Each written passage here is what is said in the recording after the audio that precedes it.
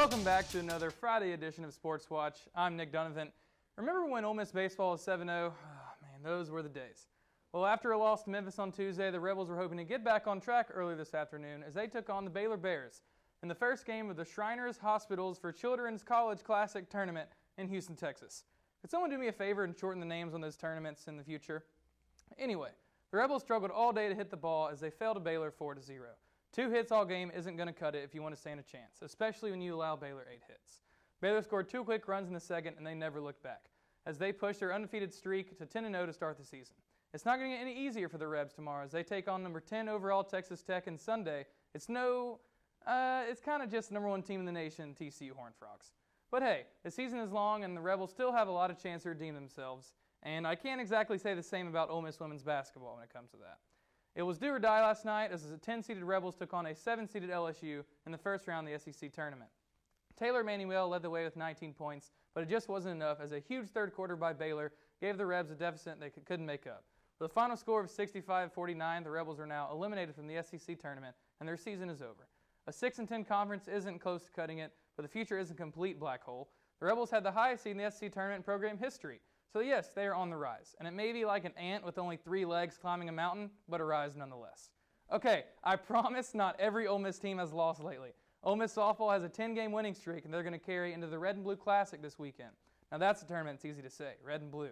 Anyway, this Classic is a great opportunity for the Rebs to keep up their hot streak as they soon move on to SEC play, the gauntlet of their schedule. The first pitch for today's game is at 6 p.m. against Bowling Green. The Rebels then face a doubleheader Saturday against Eastern Kentucky and then Oklahoma State. Sunday, the tournament ends with an afternoon matchup against Jackson State. All games will take place at the Ole Miss softball complex. Another one bites the dust. Brandon Marshall is dead. And by that, I mean his career is probably dead. Today, the team announced that Brandon Marshall was released from the team. 2 short years ago, Marshall was named captain, and he set the franchise record for catches and receiving yards in a single season.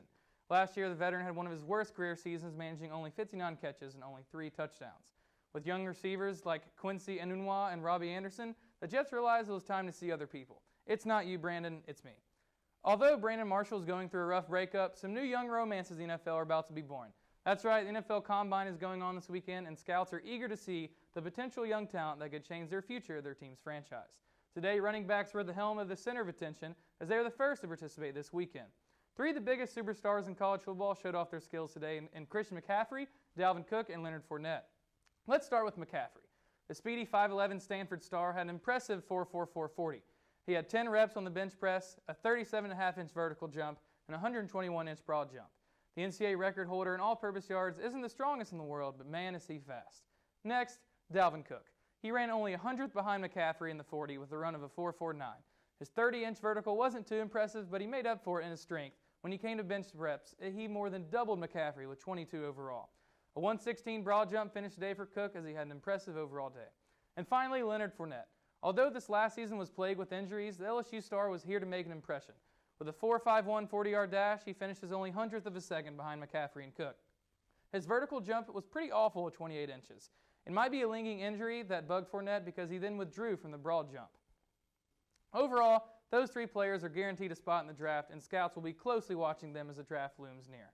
That's all I have for sports. Be sure to follow us on Twitter at NewsWatch_UM to stay up to date on all things Ole Miss. Back to you guys at the desk.